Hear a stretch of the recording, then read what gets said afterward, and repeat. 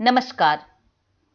आज हम लेखक पंकज मित्र की लिखी उपन्यासिका प्रेत मुक्ति का पाठ करेंगे।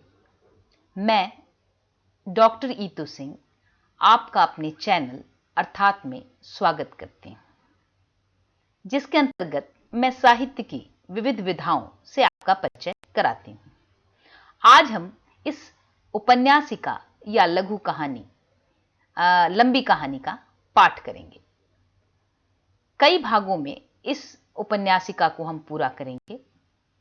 पहले हम लेखक का परिचय प्राप्त कर लें। लेखक पंकज मित्र। पंकज मित्र का जन्म 15 जनवरी 1965 में रांची में हुआ था। पंकज मित्र इसी नई पीढ़ी के कहानीकार हैं और 1990 के बाद से हिंदी कथा साहित्य में इनका आगमन होता है। इनकी प्रमुख कहानी संग्रह हैं क्विज मास्टर, हुडुक-लुल्लू, जिद्दी रेडियो। ये कस्बे के कहानीकार हैं जिनकी कस्बाई कहानियों के माध्यम से हम देश की समस्याओं से रूबरू होते हैं। पंकज मित्र एक छोटे कस्बे से आते हैं और छोटे कस्बे के एक बड़े लोकनायक हैं जो भूमंडलीकरण, लंपट पूंजीवाद और रिश्तों के बदलते समीकरणों को लेकर हमारे सामने उपस्थित होते हैं। इनकी कहानियों में किस्सा गोई की अद्भुत क्षमता है। आप उनकी कहानियां पढ़ने के बाद उस कहानी के भीतर के आकर्षण में बंधे रहते हैं। इनकी कहानियों की भाषा और शिल्प बिल्कुल नई है और कहानियां अत्यंत पठनीय हैं। लेखक के इस परिचय के बाद आइए हम उनकी इस रचना का पाठ शुरू करते हैं, जो कि एक लंबी कहानी अथवा उपन्यासिका है। प्रेत मुक्ति। ये उपन्यासिका 8 एपिसोड में है। ऐसा लगता है मानो लेखक ने किसी सीरियल अथवा फिल्म के स्क्रिप्ट के रूप में इसे लिखा हो। तो आइए हम पाठ शुरू करते हैं इस कहानी का।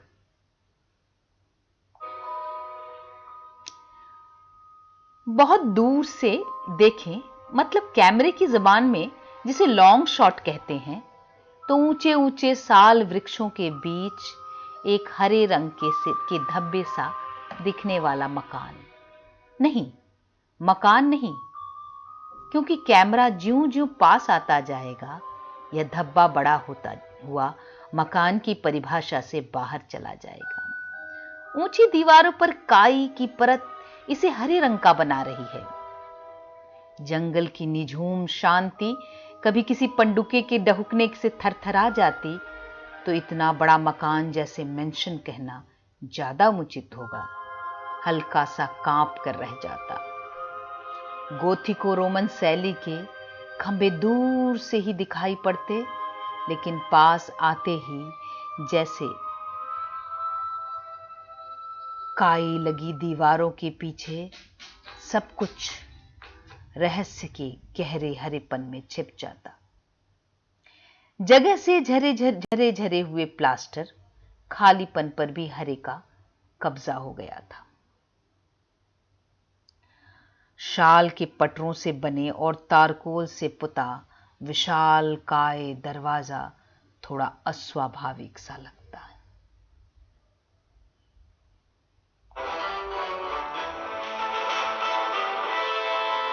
क्योंकि आप किसी नक्काशीदार लोहे के फाटक की अपेक्षा कर रहे होते जो चुर चां के साथ खुलता, मगर लोहे की मोटी कड़ियों के खासे देर तक खड़काने पर एक छोटी सी खिड़की खट से खुल जाती है और उससे जो चेहरा झांकता हुआ आता है वह है विश्राम भुइयां। आबनूसी रंग, झुर्रियों की गहरी लकीरें, बाल, दाढ़ी और दांत चक सफेद। कौन चाहिए? आप विश्राम? लड़की ने पूछा। हाँ, का चाहिए? हमें महादेव ने भेजा है। कमरों के बारे में कहा था उसने। आप ही वो फिल्म वाला लोग हैं? हाँ, लड़की और लड़के के चेहरे पर आश्वस्ति की आ गई थी। पीछे का दरवाजे से आइए, खट से खिड़की बंद हो गई। ओफो, अब ये पीछे का दरवाजा किधर है? लड़की और लड़का पीठों पर रैकसैक टांगे हुए और लड़के की पीठ पर तो एक गिटार का भी अतिरिक्त बोझा पुटूस की झाड़ियों के बीच से पिछले दरवाजे की तलाश करने लगते। एक जगह की घनी झाड़ियों के बीच से झक से विश्राम प्रकट हुआ। चौंक गए दोनों। इधर ही दरवाजा है, आइए, विश्राम फुसफुसाया। इतना डरने का क्या है? हमने तो सुना है पहले भी आप लोग फिल्म वालों को कमरा देते रहे हैं, लड़की ने पूछा। पहले मालिक नहीं रहते थे, अब रहते हैं, तो उनको कोई ऑब्जेक्शन तो नहीं होगा? इस बार लड़के ने पूछा। का नहीं होगा? मतलब उनको कोई परेशानी? ऐसे तो उनका दिमाग थोड़ा मतलब, लेकिन आप लोग हल्ला गुल्ला एकदम नहीं करेंगे तभी हम रूम देंगे। आर बाजा उजा एकदम नहीं, गिटार की तरफ घूमकर देखते हुए विश्राम बोला। ठीक है, यहां से बस्ती कितनी दूर है? थोड़ा चलना पड़ता है, उधार जो टंगुरी है ना, बस वहीं पर। हम लोगों के खाने पीने का सब हम बनाएंगे ना, मालिक के लिए बनाते हैं उसी में। कितना दिन बनाएंगे फिल्म? देखते हैं, आपका पैसा टाइम से मिल जाएगा। इस पर विश्राम सफेद दांतों को चमकाकर हंस दिया। तेरा नाम क्या है मैया? सांभवी। आर्तोर बाबू? जोनाथन लकड़ा। अरे तब तो इधरे के हैं, बहुत अच्छा, चलिए। अब जाकर दोनों ने देखा कि काई से पटी दीवारों के बीच, पुटूस की घनी झाड़ियों के बीच से खुल जा सिमसिम टाइप छोटा सा दरवाजा सकरा। एक आदमी जाने लायक। रैकसैक भी बड़ी मुश्किल से पार हुए उस दरवाजे से। दरवाजे से अंदर घुसते ही मकान की विशालता ने घेर लिया, उनको एक दूसरे लोक में प्रवेश करने की तरह। रहस्यमयता और गहरी हो गई। विशाल खंबे, लंबी सी बारादारी दीवारों और खिड़कियों, एक ही साइज के बड़े से आंगन के चारों तरफ कमरों की कतारें, अधिकतर दरवाजों पर झूलते ताले, जैसे ताले को खोलते ही किसी रहस्य लोक का दरवाजा खुल जाएगा। एक दरवाजे पर ताला नहीं लगा था, कुछ आवाज भी आ रही थी, जैसे गुनगुन करके कोई मंत्रोच्चार कर रहा हो। जोनाथन ने उत्सुकतावश हल्का सा धक्का दिया दरवाजे को। कौन?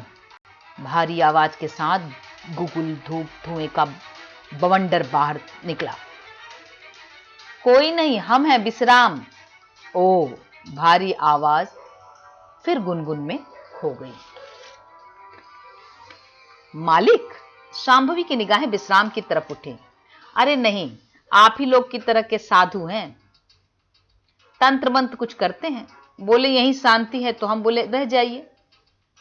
शाहदेव मेंशन को पूरा किराए पर लगा दिए है ना? जोनाथन ने हंसते हुए कहा था। का करे बाबू, जंगल में का किराया लगेगा, बस मन लग जाता है और का। और लोग हैं तो अभी तो बता दो विश्राम बाबू, शांभवी ने छिड़ा था। नाय मैया, अब आदमी तो बस इतने हैं, बाकी भूत प्रेत हैं बस। भूत प्रेत? शांभवी चिहुक पड़ी। अब इतना पुराना महल है, वो भी जमींदार लोग का कितना कुछ हुआ होगा, तो भूत प्रेत तो यहीं न भटकेगा, कहाँ जाएगा? विश्राम की आवाज में तलखी आ गई थी, जिसे जोनाथन ने भी महसूस किया और शांभवी ने भी। विश्राम ने स्वादिष्ट खाना बनाया था, या उन्हें ज्यादा भूख लगी थी। स्वाद शायद भूख से ज्यादा होता है। मशरूम की सब्जी और भात। भरपेट खाते ही भात के नशे ने शांभवी को अपनी गिरफ्त में ले लिया। वह बेसुध होकर सो गई थी। पक्की सड़क से पैदल चलते हुए 2 किलोमीटर तो होगा ही शाहदेव मेंशन। पीठ पर भारी रैकसैक भी तो था। तब नींद खुली तो अंधेरा घिराया था। इस बीच शायद एक बार बारिश भी हो चुकी थी। बादलों ने अंधेरा कर रखा था। जोनाथन कहीं दिख नहीं रहा था। पूरा शाहदेव मेंशन जैसे गाढ़े लिसलिसे सन्नाटे में लिथड़ा पड़ा था। अचानक आवाज से चौंकी थी शांभवी। चाय! विश्राम अंधेरे में से प्रकट हुआ था, झक सफेद दाढ़ी और बालों के साथ। जोनाथन? बड़ी देर से निकला है जंगल की तरफ, मना किए थे, माना नहीं मैया, कहीं रास्ता ना भूला गया हो। जंगल का लड़का है, रास्ता कैसे भूलेगा? इधर का जंगल अलग है, आदमी रास्ता भुला जाता है। सांभवी चिंतित तो हो गई थोड़ा। चलो विश्राम, आगे देखते हैं, मालिक खोजेंगे, हम कैसे जाएं मैया? ठीक है, मैं ही देखती हूं। विश्राम ने एक बड़ा टॉर्च दिया। सांभवी निश्चित थी कि जोनाथन आसपास ही होगा। कैमरा स्टैंड पर नहीं था। इसकी आदत में शुमार था आसपास के स्टॉक शॉट लेना, लेकिन अब तो अंधेरा घिराया था। विश्राम कह रहा था वह यहीं पर मिलेगा, हम बता रहे हैं ना। कहां? काली चट्टान के पास। काली चट्टान किधर है? हम दूर से दिखा देंगे, हम जाएंगे नहीं मैया। क्यों? बस वैसे ही। वो देखिए, बड़ी सर्च लाइट जैसे टॉर्च की रोशनी घुमाते ही जोनाथन की टी शर्ट चमकी थी। वह खड़ा था इस तरह जैसे जम गया हो। सांभवी ने सर्च लाइट घुमाई चारों तरफ। सचमुच बड़ी अजीब सी जगह थी। एक बड़ी सी काली, मतलब अंधेरे में तो काली ही दिख रही थी, चट्टान पसरी थी, जैसे बहुत बड़ा सा कोई जानवर पड़ा हो, और चारों तरफ घेरे खड़े शाल वृक्ष जैसे मृत्यु का शोक मना रहे हैं। जोनाथन, झिंझोड़ा था सांभवी ने। हैं? हैं? जोनाथन जैसे सम्मोहन से जागा था। क्या कर रहे हो यहां? स्टॉक शॉट लेने आया था। थोड़ी देर गिटार बजाने लगा। वहां तो मना है ना, लेकिन कैमरा तो पड़ा है इधर, और गिटार भी। पता नहीं, जब आया था तो चट्टान पर धूप बिछल रही थी। शाल के पेड़ों के बीच से जो रोशनी और डिजाइन बन रहे थे, उसे देखता रहा काफी देर। तुम्हें यकीन नहीं होगा, अद्भुत था वह नजारा। फिर कुछ याद नहीं क्या हुआ। चलो चलते हैं। सांभवी ने कैमरा उठा लिया और जोनाथन ने गिटार। शाहदेव मैंसन पहुंचकर विश्राम ने पूछा तो वह मुस्कुराया, और एक रहस्य भरी मुस्कान। मत जाना उधर, परेशान हो जाते हैं। ऊ मतलब कौन? कभी बताएंगे कहानी। रात में किसी तरह का आवाज आए तो न तो पूछताछ करना, न आवाज देना मैया। कैसी आवाज? सांभवी सचमुच डर गई थी। विश्राम ने जैसे उन्हें डराने का ठेका ले लिया था। अरे लाल बाबा पूजा करते हैं ना रात में, वही सब आवाज, और क्या। मालिक मना नहीं करते? इस बार जोनाथन ने पूछा था। मालिक कहां भीतर खंड की तरफ आते हैं, उनके तक तो आवाज भी नहीं पहुंचता है। ऐसे भी थोड़ा गड़बड़ा गए हैं। वो तो अपने का इंग्लिश में बकते हैं रात को, कहता हुआ विश्राम चला गया। गजब जगह लाई हो जोनाथन, और कोई जगह नहीं मिली। खाना मैया, विश्राम प्रकट हुआ। भूख तो नहीं है, दिन में देर से खाए थे ना जोनाथन। फ्रूट केक का पैकेट पड़ा है, वही खा लेंगे। वैसे भी तो लगता है रात में जागना होगा। क्यों? शांभवी ने पूछा। जोनाथन ने डराने आवाज में, नाटकीय अंदाज में कहा, शाहदेव मैंसन पूरी तरह जाग जाता है रात को। चारों तरफ किस्म किस्म की आवाजें, हू हू। Stop it idiot. रात में सचमुच जाग उठा था शाहदेव मैंसन। अगल बगल के कमरों में सोए थे जोनाथन और सांभवी। अभी शायद आंख लगी ही थी कि ओम फट स्वाहा चामुंडा ये विच्चे की ध्वनि के साथ जाग गए दोनों। बीच बीच में जैसे किसी के गुंगियाने की आवाज, किसी गूंगे का गला दबाया जा रहा हो जैसे, साथ ही किसी स्त्री की दबे स्वर की रुलाई। अंग्रेजी में जोर जोर से बोले जा रहे नाटक के संवाद। सांभवी ने ध्यान से सुना। ओ शेक्सपियर, किंग लियर के संवाद। How sharper than a serpent is to have a thankless child. Away, away! दोनों डरकर एक ही कमरे में आ गए। तरह तरह की ध्वनियों से गूंज रहा था शाहदेव मैंसन। 3 खंडी मैंसन के बीच वाले खंड में उनके कमरों के कारण दोनों तरफ से आ रही थी आवाजें। जोनाथन ने कैमरा उठा लिया, नाइट मोड में सेट कर रहा था। सामने वाले खंड की ओर दबे पांव बढ़ा। शांभवी भी चल पड़ी पीछे पीछे। कमरे में अकेले रहने में उसका उसे साहस नहीं हो रहा था।